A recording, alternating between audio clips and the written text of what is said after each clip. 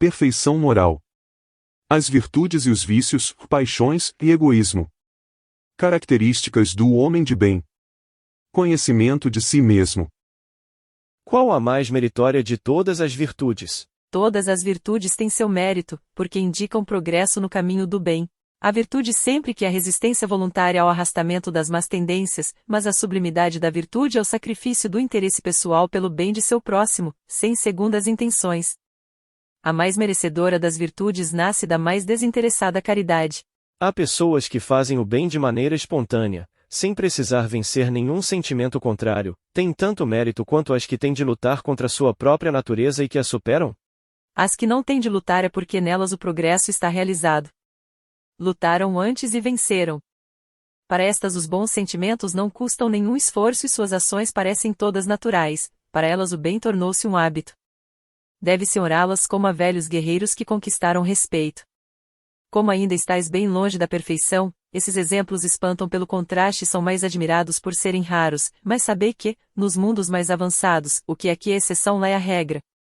O sentimento do bem é espontâneo por toda parte, porque são habitados só por bons espíritos, e uma única má intenção seria para eles uma exceção monstruosa. Por isso nesses mundos os homens são felizes. E assim será na Terra quando a humanidade se transformar, compreender e praticar a caridade em seu verdadeiro sentido. Além dos defeitos e vícios sobre os quais ninguém se enganaria, qual o sinal mais característico da imperfeição? O interesse pessoal. As qualidades morais são, frequentemente, como banho de ouro sobre um objeto de cobre que não resiste à pedra de toque. Um homem pode ter qualidades reais que fazem dele, diante de todos, um homem de bem.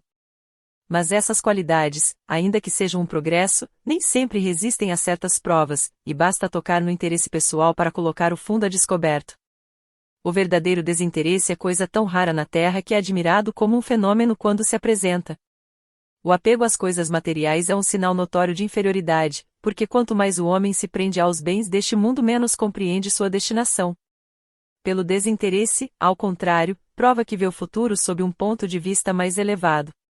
Existem pessoas desinteressadas e sem discernimento, que esbanjam seus bens sem proveito real por falta de um uso criterioso.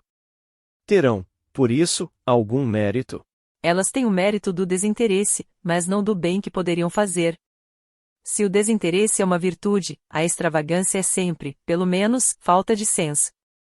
A riqueza não é dada a alguns para ser jogada ao vento, nem a outros para ser trancada numa caixa forte. É um depósito ou um empréstimo de que deverão prestar contas, porque terão de responder por todo o bem que poderiam ter feito e não fizeram, e por todas as lágrimas que poderiam secar com o dinheiro que deram aos que não tinham necessidade. É repreensível aquele que faz o bem, sem visar recompensa na terra, mas na esperança de ser recompensado na outra vida, para que lá sua posição seja melhor? Esse pensamento prejudica seu progresso? É preciso fazer o bem pela caridade, com desinteresse. Entretanto, cada um tem o desejo natural de progredir. Para sair do estado aflitivo desta vida, os próprios espíritos nos ensinam a praticar o bem com esse objetivo. Será, então, um mal ao pensar que fazendo o bem podemos esperar mais do que na terra? Certamente que não, mas aquele que faz o bem sem segundas intenções e pelo único prazer de ser agradável a Deus e ao próximo já está num certo grau de adiantamento que lhe permitirá atingir muito mais cedo a felicidade do que seu irmão que, mais positivo, faz o bem calculadamente e não por uma ação espontânea e natural de seu coração. Não há aqui uma distinção a fazer entre o bem que se pode fazer ao próximo e o esforço que se faz para corrigir as próprias faltas. Concebemos que fazer o bem com o pensamento de que será levado em conta em outra vida é pouco meritório. Mas corrigir-se, vencer as paixões, melhorar o caráter para se aproximar dos bons espíritos e se elevar será igualmente um sinal de inferioridade? Não, não. Quando dizemos fazer o bem, queremos dizer ser caridoso. Aquele que calcula o que cada boa ação pode lhe render na vida futura, assim como na terrestre, age como egoísta. Porém, não há nenhum egoísmo em desejar se melhorar para se aproximar de Deus, porque esse deve ser o objetivo para o qual cada um de nós deve se dirigir. Uma vez que a vida no corpo é temporária e que nosso futuro deve ser a principal preocupação, é útil o esforço para adquirir conhecimentos científicos referentes apenas às coisas e às necessidades materiais? Sem dúvida. Inicialmente isso fará aliviar vossos irmãos, depois, vosso espírito se elevará mais rápido se já progrediu em inteligência, no intervalo das encarnações, aprendereis em 1 hora o que levaria anos na Terra. Todo conhecimento é útil, todos contribuem para o progresso, porque o espírito para chegar à perfeição deve saber de tudo.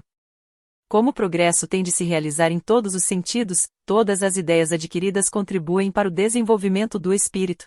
2 homens são ricos, um nasceu na riqueza e nunca conheceu a necessidade, o outro deve sua riqueza ao trabalho. Tanto um quanto o outro a empregam para satisfação pessoal. Qual o mais culpável? Aquele que conheceu os sofrimentos. Ele sabe o que é sofrer. Conhece a dor, mas não a alivia nos outros porque muito frequentemente nem se lembra dela. Para quem acumula sem cessar e sem fazer o bem a ninguém será válida como desculpa a ideia de que acumula para deixar mais aos herdeiros. É um compromisso de má consciência. Há 2 avarentos, o primeiro priva-se do necessário e morre sobre seu tesouro, o segundo é somente avarento para os outros, mas pródigo para si mesmo, enquanto recua diante do mais breve sacrifício para prestar um serviço ou fazer uma coisa útil, nenhum custo é bastante para satisfazer seus gostos e paixões. Peça-lhe um favor, e ele sempre é difícil, mas quando quer realizar uma fantasia, tem sempre o bastante. Qual é o mais culpável e qual deles ficará em pior situação no mundo dos espíritos? Aquele que desfruta das coisas, ele é mais egoísta do que avarento, o outro já vive uma parte de sua punição. É errado desejar a riqueza para fazer o bem? O sentimento é louvável, sem dúvida, quando é puro, mas será esse desejo desinteressado e não esconderá nenhuma segunda intenção pessoal. A primeira pessoa a qual se deseja fazer o bem não é frequentemente a si mesmo? É errado estudar os defeitos dos outros? Se é para divulgação e crítica, grande erro, porque é faltar com a caridade. Porém, se a análise resultar em seu proveito pessoal evitando-os para si mesmo, isso pode algumas vezes ser útil. Mas é preciso não esquecer que a indulgência com os defeitos dos outros é uma das virtudes contidas na caridade. Antes de censurar os outros pelas imperfeições, vede se não se pode dizer o mesmo de vós. Empenhai-vos em ter as qualidades opostas aos defeitos que criticais nos outros, esse é o meio de vos tornardes superiores. Se os censurais por serem mesquinhos, sede generosos; por serem orgulhosos, sede humildes e modestos; por serem duros, sede dóceis; por agirem com baixeza, sede grandes em todas as ações. Em uma palavra, fazei de maneira que não se possa aplicar a vós estas palavras de Jesus: vê um cisco no olho de seu vizinho e não vê uma trave no seu. É errado investigar e revelar os males da sociedade? Depende do sentimento com que se faz. Se o escritor quer apenas produzir escândalo, é um prazer pessoal que procura, apresentando quadros que mostram antes um mal do que bom exemplo. Apesar de ter feito uma avaliação, como espírito, pode ser punido por essa espécie de prazer que tem em revelar o mal. Como, nesse caso, julgar a pureza das intenções e a sinceridade do escritor? Isso nem sempre é útil, mas, se escreve coisas boas, aproveitai-as. Se forem más, ignorai-as. É uma questão de consciência dele. Afinal, se deseja provar sua sinceridade, deve apoiar o que escreve com seu próprio exemplo. Certos autores publicaram obras belíssimas, de elevada moral, que ajudam o progresso da humanidade, mas eles mesmos não tiram delas nenhum proveito. Como espíritos, será levado em conta o bem que fizeram com essas obras. A moral sem as ações é a semente sem trabalho. De que serve a semente se não é multiplicada para vos alimentar? Esses homens são mais culpáveis, porque tiveram a inteligência para compreender. Não praticando os ensinamentos que deram aos outros, renunciaram a colher seus próprios frutos. É errado, ao fazer o bem, ter consciência disso e reconhecê-lo? Tendo consciência do mal que faz, deve o homem também ter consciência do bem e saber se age bem ou mal, ponderando suas ações diante das leis divinas, e principalmente na lei de justiça, amor e caridade, é que poderá dizer se elas são boas ou más, aprová-las ou não. Ele não estará errado quando reconhecer que venceu suas más tendências e fica satisfeito, desde que não se envaideça, porque então cairá em outra falta. O princípio das paixões, sendo natural, é mal em si mesmo? Não. A paixão está no excesso acrescentado à vontade, já que o princípio foi dado ao homem para o bem, e as paixões podem levá-lo a realizar grandes coisas. É no seu abuso que está a causa do mal. Como definir o limite em que as paixões deixam de ser boas ou más? As paixões são semelhantes a um cavalo, que é útil quando é dominado e perigoso quando domina. reconhecei que uma paixão torna-se perigosa no momento em que deixais de governá-la e resultar qualquer prejuízo para vós ou para os outros. O homem poderia sempre vencer suas más tendências pelos seus esforços? Sim, e algumas vezes com pouco esforço, é a vontade que lhe falta. Como são poucos dentre vós os que se esforçam. O homem pode encontrar nos espíritos uma assistência eficaz para superar suas paixões? Se ele orar a Deus é seu protetor com sinceridade, os bons espíritos certamente virão em sua ajuda, porque é missão deles. Não existem paixões tão vivas e irresistíveis que a vontade não tenha o poder de superá-las? Há muitas pessoas que dizem, eu quero, mas a vontade está apenas nos lábios. Querem, mas estão bem satisfeitas que assim não seja. Quando o homem não acredita poder vencer suas paixões, é que seu espírito se satisfaz nisso por consequência de sua inferioridade. Aquele que procura reprimi-las compreende sua natureza espiritual, vencê-las é, para ele, uma vitória do espírito sobre a matéria. Qual o meio mais eficaz de combater a predominância da natureza corporal? Praticar o desprendimento. Entre os vícios, qual se pode considerar o pior? Já dissemos várias vezes, é o egoísmo, dele deriva todo o mal. Estudai todos os vícios e vereis que no fundo de todos existe egoísmo. Vós os combatereis inutilmente e não conseguireis arrancá-los enquanto não tiverdes atacado o mal pela raiz, enquanto não tiverdes destruído a causa. Que todos os vossos esforços tendam para esse objetivo, porque aí está a verdadeira chaga da sociedade. Aquele que deseja se aproximar, já nesta vida, da perfeição moral, deve arrancar de seu coração todo sentimento de egoísmo, por ser incompatível com a justiça, o amor e a caridade, ele neutraliza todas as outras qualidades. Parece bem difícil extinguir inteiramente o egoísmo do coração do homem se ele estiver baseado no interesse pessoal. Pode-se conseguir isso? À medida que os homens se esclarecem sobre as coisas espirituais, dão menos valor às materiais. É preciso reformar as instituições humanas que estimulam e mantêm o egoísmo. Isso depende da educação. O egoísmo, sendo próprio da espécie humana, não será sempre um obstáculo para que reine o bem absoluto na Terra? É certo que o egoísmo é o maior mal, mas ele se prende à inferioridade dos espíritos encarnados na Terra, e não à humanidade em si mesma. Os espíritos, ao se depurarem nas sucessivas encarnações, perdem o egoísmo como perdem outras impurezas. Não tendes na Terra algum homem desprovido de egoísmo e praticando a caridade? Há mais do que imaginais, porém poucos conheceis, porque a virtude não se põe em evidência. Se há um, por que não haveria 10? Se há 10, por que não haveria 1000 e assim por diante? O egoísmo, longe de diminuir, aumenta com a civilização, que parece excitá-lo e mantê-lo. Como a causa poderá destruir o efeito? Quanto maior o mal, mais se torna horrível. Será preciso que o egoísmo cause muito mal para fazer compreender a necessidade de extingui-lo. Quando os homens tiverem se libertado do egoísmo que os domina, viverão como irmãos, não se fazendo nenhum mal, ajudando-se mutuamente pelo sentimento natural da solidariedade, então forte será o apoio e não opressor do fraco, e não se verão mais homens desprovidos do indispensável para viver, porque todos praticarão a lei da justiça. É o reino do bem que os espíritos estão encarregados de preparar. Qual o meio de destruir o egoísmo? De todas as imperfeições humanas, a mais difícil de extinguir é o egoísmo, porque se liga à influência da matéria da qual o homem, ainda muito próximo de sua origem, não se pode libertar. Tudo concorre para manter essa influência, suas leis, sua organização social, sua educação. O egoísmo se enfraquecerá com a predominância da vida moral sobre a material, e principalmente com a compreensão que o Espiritismo vos dá do futuro real, e não desnaturado pelas ficções alegóricas. O Espiritismo bem compreendido, quando estiver identificado com os costumes e as crenças, transformará os hábitos, os usos, as relações sociais.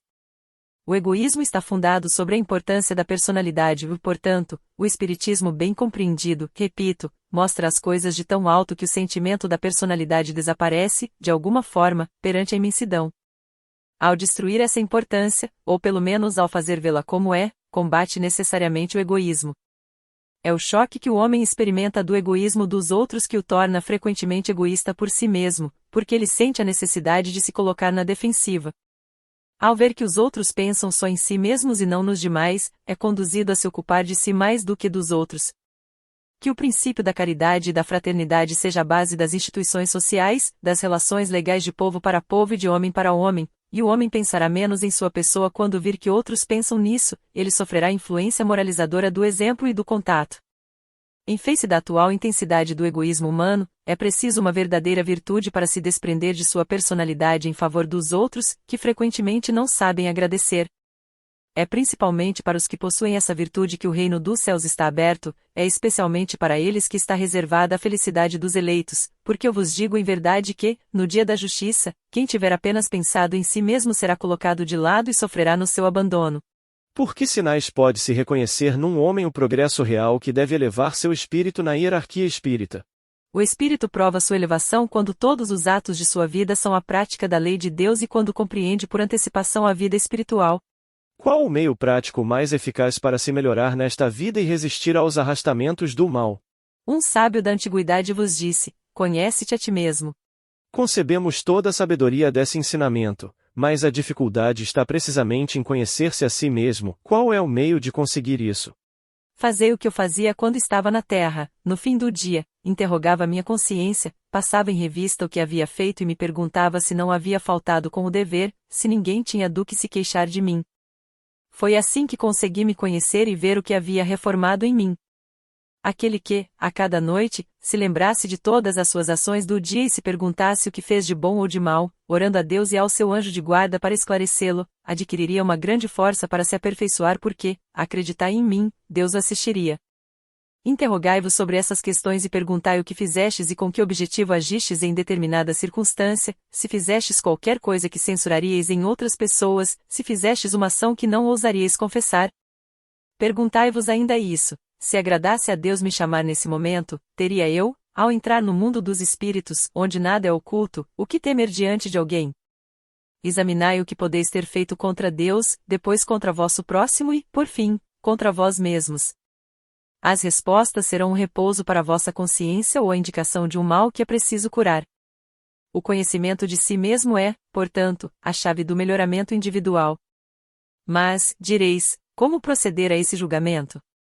Não se tem a ilusão do amor próprio que ameniza as faltas e as desculpa.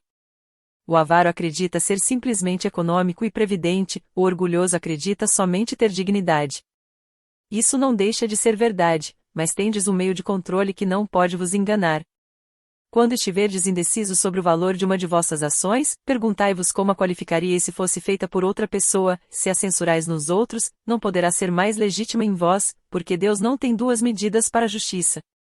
Procurai, assim, saber o que os outros pensam, e não negligencieis a opinião dos opositores, porque estes não têm nenhum interesse em dissimular a verdade. Muitas vezes, Deus os coloca ao vosso lado como um espelho, para vos advertir com mais franqueza do que faria um amigo.